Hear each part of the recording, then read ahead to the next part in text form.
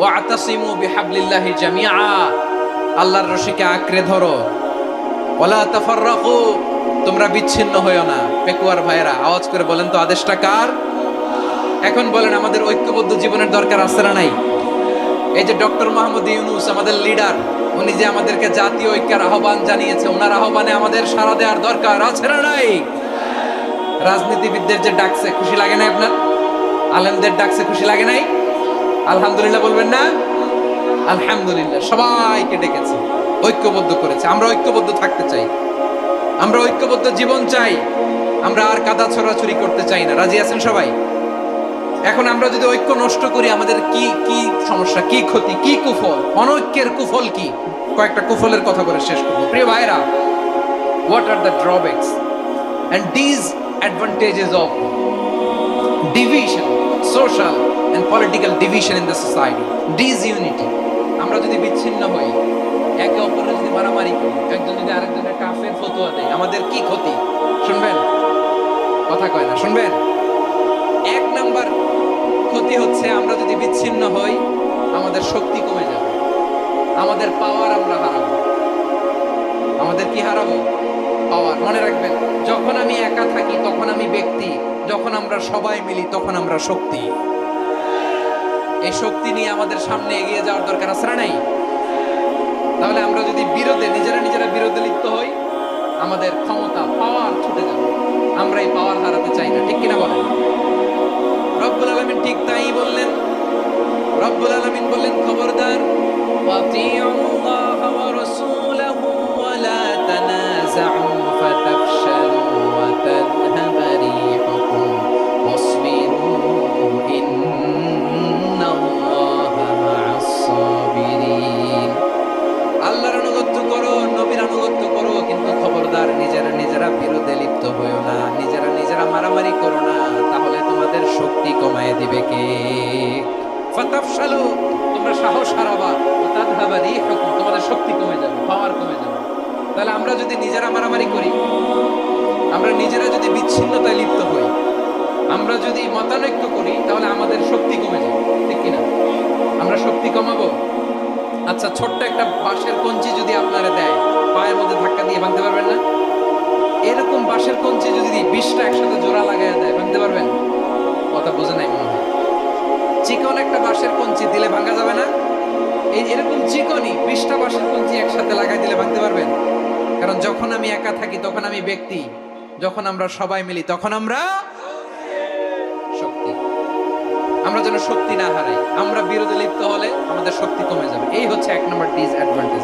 2 নম্বর disadvantage হচ্ছে আমরা নিজেরা বিরোধে লিপ্ত হলে অন্যরা আমাদের মাথায় কাঁঠাল ভেঙে খাইতে সুবিধা হয়।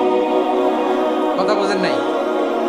আমরা যদি বিরোধে লিপ্ত হই তাহলে পরাশক্তিগুলোর সুবিধা, তখন আমাদের কাউকে দিতে হবে ট্রানজিট, কাউকে দিতে হবে সেন্ট মার্টিন, কাউকে দিতে হবে দেশের অর্ধেক। চিল্লায় বলো ঠিক কিনা? নিজেদের প্রবলেম সলভ করার ক্যাপাসিটি আমাদের আর থাকবে না। আমরা যদি বিরোধে জড়াই, আমার কলিজার টুকরা পেকুয়ার ভাইরা, আমরা বিরোধ করব না, আমরা বিচ্ছিন্ন হব না। নিজেরা বিরোধে জড়ালে পরাশক্তিগুলো আমাদের মাথায় কাঁঠাল ভেঙে খায়।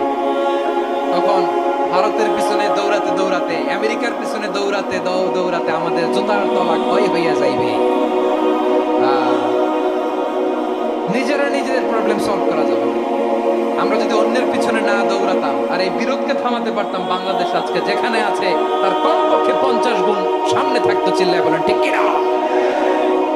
তাহলে 1 নম্বর ক্ষতি হচ্ছে আমাদের পাওয়ার লেস হয়ে যায়, আমরা দুর্বল হই যদি আমরা বিরোধ করি। 2 নম্বর হচ্ছে পরাশক্তিগুলোর সুবিধা নেয়। 3 নম্বর হচ্ছে আমাদের উন্নয়ন, দেশের উন্নতি, অগ্রগতি, এটা স্থবির হয়ে যায়, এটা বাধাগ্রস্ত হয়। প্রিয় ভাই, ইউনিটি, ঐক্য হচ্ছে একটা দেশের উন্নয়নের মূল ভিত্তি। 2 জন কইছে ঠিক, এদিকে এখন কয়েকজন কইছে ঠিক। ঐক্য হচ্ছে একটা দেশের, জাতীয় ঐক্য হচ্ছে কোন দেশের উন্নয়ন, অগ্রগতির মূল ভিত্তি, ঠিক কিনা বলেন? ইউনিটি অফ এ কান্ট্রি, এটা হচ্ছে একটা সাস্টেইনেবল ডেভেলপমেন্ট। সোশ্যাল স্ট্যাবিলিটির জন্য এটা অনেক গুরুত্বপূর্ণ। এজন্য বিরোধের কোনো স্থান আমরা দিব না, আমরা ঐক্যবদ্ধ থাকবো ইনশাআল্লাহ বলেন। আর কখনো কাউরে কাফের বলে গালি দিবেন, তুই জাহান্নামী বলবেন, ঝগড়া লাগলে লাগাই দিবেন, তাহলে কি করবেন? মিলাই দিব। আওয়াজ করে বলেন কি করব?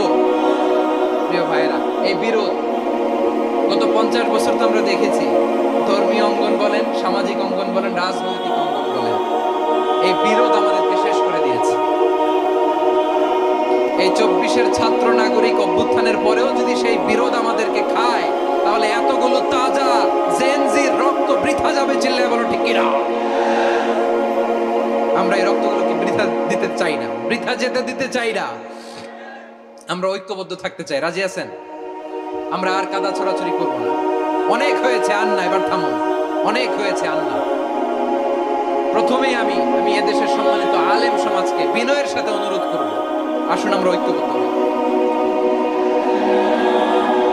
আজকের এই পেকুয়ার ঐতিহাসিক তাফসীরুল কোরআনের প্রোগ্রাম থেকে আমি সম্মানিত আমার মাথার তাজ ওলামাদেরকে জাতীয় ঐক্যের আহ্বান জানাই। পেকুয়ার এই ঐতিহাসিক তাফসীরুল কোরআনের প্রোগ্রাম থেকে আমি আমার সম্মানিত রাজনৈতিক ব্যক্তিবর্গদেরকে জাতীয় ঐক্যের আহ্বান জানাই। অনেক হয়েছে, আর না। আধিপত্যবাদকে রুখে দিতে হলে, বাংলাদেশের বিরুদ্ধে যে কোনো ধরনের ষড়যন্ত্রকে রুখে দিতে হলে জাতীয় ঐক্যের কোনো বিকল্প নাই। চিল্লায়